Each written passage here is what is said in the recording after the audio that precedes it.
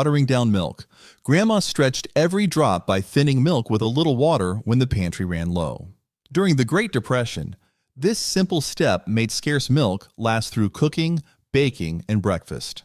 To do it, mix equal parts milk and water for cereals or recipes where richness wasn't essential. It wasn't ideal, but it ensured everyone got some. Families relied on small adjustments like this to make limited supplies cover many meals without waste. Hoover's stew or garbage soup. Did you know that Hoover's stew became symbolic of 1930s frugality? Families gathered leftover vegetables, pasta scraps, and odds and ends meat into one pot. Nothing matched, but everything contributed flavor. Add water or broth, simmer until tender, and season with whatever was on hand. This soup fed large families cheaply and reduced waste. Its strength came from flexibility, no recipe required. It was survival cooking at its most practical and filling. Hoover hogs or raising rabbits. In the Depression era, rabbits were jokingly called Hoover hogs, a nod to how common and essential they became. Raising rabbits provided steady meat with minimal cost and space. Families built simple hutches, fed rabbits garden scraps, and harvested them year-round. Rabbits bred quickly and required far fewer resources than pigs or cattle. This made them a dependable protein source during shortages, helping households stay fed while grocery money was stretched thin. Mending and patching clothing. Grandma would mend and patch clothing long before replacing anything. Worn knees, frayed cuffs, or torn seams were repaired with thread, scrap fabric, or patches cut from retired garments. Families kept sewing baskets ready and fixed clothes during evening hours. This mindset saved money and extended the life of every garment. In a time when new clothes were rare luxuries, careful mending kept families warm, decent, and prepared through many seasons. Repurposing feed or flour sacks. Flour and feed sacks were valuable materials in Depression homes. After emptying them, families washed the cloth and turned it into aprons, dresses, curtains, or dish towels. Manufacturers even printed sacks with decorative patterns because demand grew. The sturdy cotton fabric lasted for years and saved families from buying new textiles. Repurposing sacks wasn't just thrift.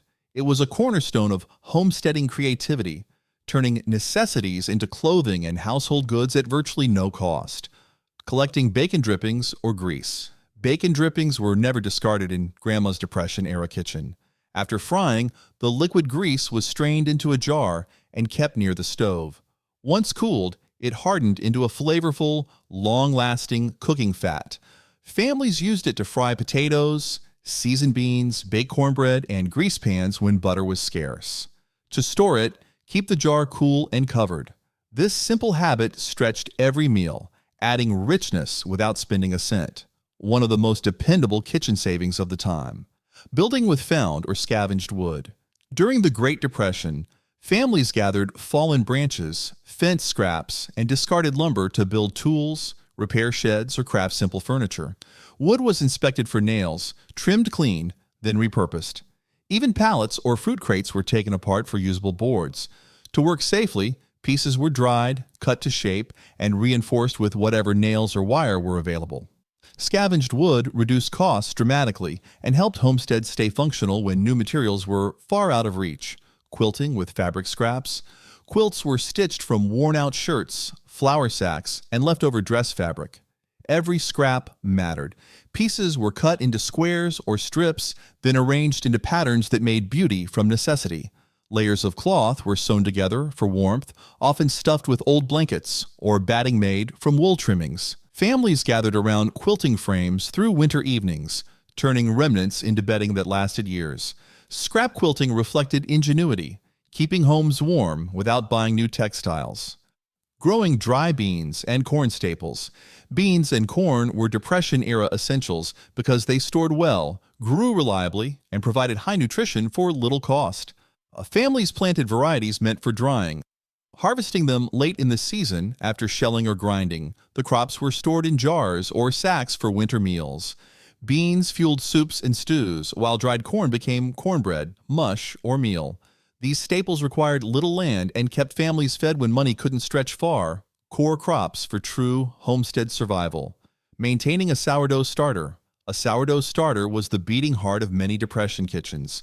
Made from only flour and water, It had captured natural yeast and replaced store-bought leavening. Each day or two, families fed it with fresh flour, keeping it bubbly and alive. When baking, a portion was mixed into dough for bread that rose beautifully without packaged yeast. Starters were shared among neighbors and passed down through generations. Maintaining one meant reliable bread, no matter how tight the budget grew. Milking dairy animals like cow or goat. Keeping a dairy cow or goat provided steady nourishment during the Great Depression. Families milked animals twice daily, filtering the milk through clean cloth and storing it in cool cellars. From that milk came butter, cheese, buttermilk, and cream, stretching one resource into many. Animals were fed garden scraps, hay, and whatever pasture was available. This home-based dairy system reduced dependence on stores and ensured fresh food year-round. A single milk animal could support an entire household through lean seasons. DIY pest control using ashes, salt, etc. Pest control relied on simple, available materials. Wood ashes were sprinkled around garden beds to deter slugs and insects. Salt barriers kept ants and crawling pests away from doorways.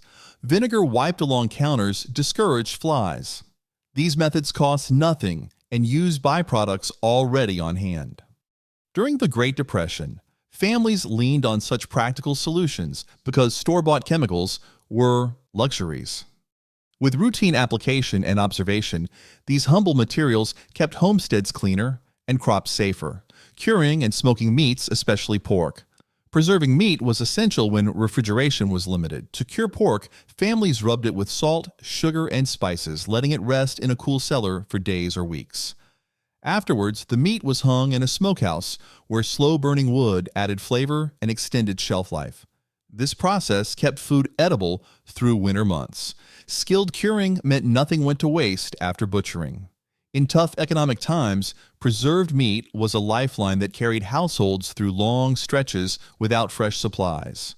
Raising chickens for eggs and meat. Chickens were one of the most valuable homestead assets. They needed little space, ate kitchen scraps, and produced steady eggs. Extra roosters, or older hens, were butchered for meat. Coops were built from scavenged lumber, and nesting boxes were filled with straw. During the Great Depression, this small flock provided high-protein food with minimal expense. Eggs could be eaten fresh, traded with neighbors, or preserved in water glass for winter. Chickens turned yard space into year-round food security, maximizing fireplace or stove for heat and cooking. Households relied on a single stove or fireplace for warmth and meals, so efficiency mattered. Pots were arranged to capture rising heat, lids kept tight, and meals simmered low to save fuel. Families dried clothes nearby, heated water, and even baked in cast-iron Dutch ovens placed over coals. At night, embers were banked with ash to preserve heat until morning. Using one heat source for multiple tasks stretched wood supplies and made every fire count during long, cold months. Hand-churning butter. Families saved cream from daily milking and poured it into a churn or sealed jar. With steady shaking or cranking, the cream thickened, then separated into butter and buttermilk. The butter was rinsed, salted, and packed for storage. This simple process required no special tools and gave households a reliable fat source. In lean years, homemade butter meant independence from store prices and guaranteed freshness every time. Baking all bread from scratch. Bread was mixed, kneaded, and baked at home to avoid buying expensive loaves back in Grandma's day. Flour, water, yeast, or sourdough, and a little salt became hearty daily staples. Dough rose near warm stoves, then baked in cast-iron pans or brick ovens. Making bread from scratch cost pennies and fed large families. It also ensured nothing went to waste. Stale bread became pudding, crumbs, or stuffing. Homemade bread anchored Depression-era meals with dependable nourishment, using leftover coffee grounds as fertilizer. Used coffee grounds were spread around garden beds to enrich soil and deter pests. The grounds added organic matter, helped soil hold moisture, and supported healthier roots. Families mixed them into compost or sprinkled them lightly around plants like tomatoes and beans. This thrifty habit made gardens more productive without store-bought amendments. During the Great Depression, every nutrient counted, and repurposing grounds turned a daily beverage into a quiet boost for homegrown food. Hunting and foraging wild edibles. Families walked woods and fields, gathering berries, nuts, mushrooms, greens, and medicinal herbs while hunting small game for protein. Knowledge of safe plants and seasons was essential. Everything found was cleaned, cooked, or preserved by drying or canning. This supplemented meager grocery budgets and strengthened food security. During hard years, nature served as an open pantry for those willing to learn its offerings, providing variety and nutrition when store shelves couldn't. Relying on kerosene or oil lamps. Kerosene and oil lamps lit homes before electricity reached many rural areas. Families trimmed wicks, cleaned chimneys, and filled lamps sparingly to stretch fuel. The gentle glow lit evening chores, reading, sewing, and supper. Lamps also gave mild warmth on cold nights without burning extra wood. With electricity costly or unavailable during the Depression, these lamps kept households functional and comfortable using a fuel that stored well and lasted through long winters. Maintaining a compost heap. Families saved every scrap, vegetable peels, eggshells, coffee grounds, and garden trimmings, and tossed them onto a backyard compost pile. The heap was turned with a shovel every week to keep air flowing. Over time, the mixture broke down into dark, nutrient-rich soil. This compost boosted garden harvests without spending money on fertilizer. In hard times, transforming waste into new life helped gardens stay productive and kept homesteads self-sufficient through every season. Insulation with rolled newspapers. Did you know that many 1930s homes used rolled newspapers as makeshift insulation? Paper traps, pockets of air, slowing heat loss even in drafty walls. Families tightly rolled sheets, tied them with string, and packed them into wall cavities, attic gaps, or beneath floorboards. It wasn't fancy, but it made rooms noticeably warmer during frigid months. With fuel scarce and budgets thin, this no-cost insulation helped families stretch every bit of warmth they could keep indoors. Making lye soap from fat. Households saved cooking grease and animal fat, later boiling it with homemade lye water to produce sturdy bars of soap. The mixture simmered until it thickened, then cured in wooden molds for several days. This soap scrubbed clothes, dishes, and hands when store-bought bars were too expensive. It was strong, simple, and reliable. Turning leftover fat into soap ensured nothing was wasted, and cleanliness stayed within reach even during the toughest financial stretches. Bartering goods and services. When cash ran short, neighbors traded what they had or what they could do. Eggs might be exchanged for flour, mending for firewood, or labor for a hot meal. Bartering worked because it kept communities interconnected and ensured everyone got what they needed. Families kept mental ledgers and honored every trade. In the absence of money, skills and goods held value. This mutual support system helped entire towns survive hardship together. Water heating conservation. Hot water was used in careful order to avoid reheating. A single pot warmed on the stove might serve for washing dishes, then cleaning floors, then soaking laundry. Families also bathed in sequence, from youngest to oldest, so the water's warmth was never wasted. This approach saved fuel and kept stoves from working overtime. In Depression-era homes, heat was precious, and smart planning meant every gallon served multiple chores before being poured out. Root cellars or natural cold storage. Families back in the Great Depression dug root cellars into hillsides or beneath barns to keep produce cool without electricity. The Earth's steady temperature preserved potatoes, apples, onions, and canned goods for months. Shelves were built from scrap wood, and items were spaced to prevent moisture buildup. Vent pipes allowed airflow while keeping temperatures low. This natural storage method reduced spoilage and removed the need for ice or refrigeration. In hard times, a well-kept root cellar meant steady food through the coldest seasons. Tool sharing or community work help. Small communities often shared tools because buying new ones wasn't possible. Neighbors traded shovels, saws, plows, and wagons, and often worked side by side during planting, harvesting, or repairs. This cooperation saved money, strengthened friendships, and ensured everyone had what they needed when they needed it. People kept tools clean and returned them promptly, maintaining trust. In the Great Depression, shared labor and resources were the backbone of survival, turning isolated challenges into collective strength. Home canning with water bath or pressure. Families preserved garden harvests by canning fruits, vegetables, and meats. A water bath canner handled high-acid foods like tomatoes and jams, while pressure canners made low-acid items safe for long storage. Jars were washed, filled, sealed, and processed for the required time. When finished, shelves filled with colorful jars that lasted all winter. Canning reduced waste, saved grocery money, and guaranteed food security. It was essential in an era when every harvest needed to stretch as far as possible. Drying or dehydrating produce. Produce was sliced thin and laid on screens, oven racks, or sun-drying boards until all moisture was gone. Apples, beans, corn, berries, and herbs all dehydrated well. Once dry, they were stored in jars or cloth bags for winter meals. Drying kept food edible without refrigeration and required no sugar or jars, said Grandma. For many families, dehydrated goods were a lifeline during lean months, frugal meal plans, beans and potatoes. Beans and potatoes formed the backbone of countless Depression meals. They were cheap, filling, and stored well for long periods. Families planned weekly menus around these staples: bean stews, mashed potatoes, fried potatoes, baked beans, or potato soups. A bit of lard, onion, or garden greens added variety. These meals delivered steady energy and kept hunger at bay when budgets were tight. Simple ingredients, prepared creatively, carried households through the toughest economic stretches. Collecting rainwater. Families set out barrels, tubs, or metal drums beneath roof eaves to gather every drop of rainfall. The water was strained through cloth to remove leaves or grit, then used for washing, gardens, and sometimes livestock. This reduced dependence on wells, which often ran low in dry years. Simple gutter extensions made collection easier.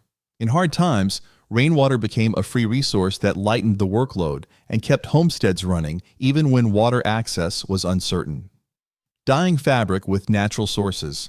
Cloth too faded or stained for good wear was refreshed with natural dyes.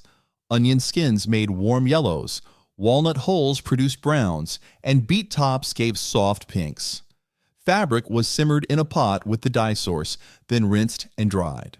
This allowed families to extend the life of clothing and linens without buying new fabric. Natural dyeing turned scraps, garden waste, and foraged materials into practical color, both thrifty and surprisingly beautiful. Saving seeds from the strongest plants. Gardeners selected the healthiest, most productive plants at season's end and saved their seeds for next year. Pods were dried, seeds removed, labeled and stored in cool jars or paper envelopes. This practice strengthened gardens over time as hardier traits passed forward. Seed saving eliminated the cost of buying new packets and created a self-sustaining food system. In lean years, it ensured every planting season began with reliable, proven seeds raised right at home, using natural herbal medicine. Before store-bought medicines were common, families relied on herbs from gardens and nearby fields. Mint soothed stomachs, willow bark eased aches, and chamomile calmed nerves. Plants were dried for teas, poultices, or simple syrups. Households kept small bundles tied in pantries for year-round use. While not a cure-all, these remedies softened everyday ailments when doctors were far away or too expensive. Knowledge passed down through generations helped families care for themselves using what nature provided. Grinding own grains by hand. Whole grains like wheat, corn, or rye were stored in sacks and ground using hand-crank mills or stone grinders. Freshly ground flour tasted richer and kept families fed with bread, mush, and pancakes. Hand grinding required effort, but it gave complete control over texture and quality. It also meant grain could be stored for long periods without spoiling. During the Depression, milling at home saved money and ensured a steady supply of hearty food. Victory or relief gardens. Did you know that victory and relief gardens fed nearly half the nation's households during the Great Depression and wartime years? Families planted every available patch of soil with vegetables, carrots, beans, potatoes, squash, to reduce grocery costs and support communities. Gardens were tended daily, with compost added and rainwater collected to keep them thriving. The harvests were canned, dried, or eaten fresh. Soup and stock from all scraps. Nothing edible was ever thrown away during the Great Depression. Families saved onion tops, carrot ends, bones, wilted vegetables, and herb stems in a pot kept near the stove. Once enough scraps accumulated, they were simmered for hours into a rich broth. After straining, the liquid became the base for soups, gravies, and stews. Lard rendering for cooking or soap. Families collected pork fat from butchering or trimming and melted it slowly over low heat to separate pure lard from cracklings. Once strained and cooled, the lard stored well in jars and served as an all-purpose cooking fat. It also became the base for homemade soaps. Rendering required patience, but brought tremendous value. One resource serving multiple needs. In hard economic times, lard was a treasured staple for frying, baking, preserving, and cleaning. Old tire planters. When money for garden supplies didn't exist, people turned old tires into sturdy planters. The rubber held warmth, helping seeds sprout earlier in spring. Families filled each tire with soil, planted vegetables or flowers, and stacked additional tires for deeper beds. Tires resisted rot, lasted for years, and could be moved easily around the yard. Washing and reusing paper or twine. Paper bags, wrapping paper, and lengths of twine were carefully smoothed, dried, and saved for future use.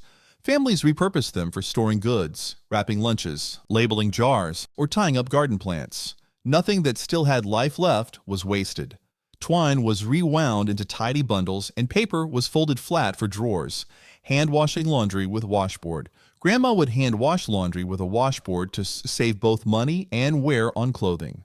She scrubbed garments in warm, soapy water, working dirt from hems and cuffs, then wrung them out and carried them outside. She would then hang the clothes outdoors and let the breeze dry them, leaving them crisp and fresh. This method required effort, but preserved fabric and eliminated the need for costly mechanical washers. Homemade toys with wood or corn cobs. During the Depression, children played with toys shaped from whatever materials were on hand. Corn cobs became dolls, wood scraps turned into cars or animals, and rags were stitched into soft figures. Parents carved, sanded, and painted pieces using simple tools. These toys sparked imagination and taught resourcefulness. They cost nothing, yet offered hours of joy. Making toys at home strengthened family bonds and passed down practical skills in a time when store-bought items were luxuries few could afford. DIY household cleaners using vinegar or baking soda. Families mixed their own cleaners using vinegar, baking soda, and water, ingredients inexpensive and always available. Vinegar wiped away grease and disinfected surfaces, while baking soda scrubbed pots, pans, and sinks without scratching. Together, they handled most household tasks. Solutions were stored in reused jars or bottles. These homemade cleaners eliminated the need for commercial products and kept homes sanitary on a tight budget. Simple, safe, and effective, they became everyday staples in Depression-era households.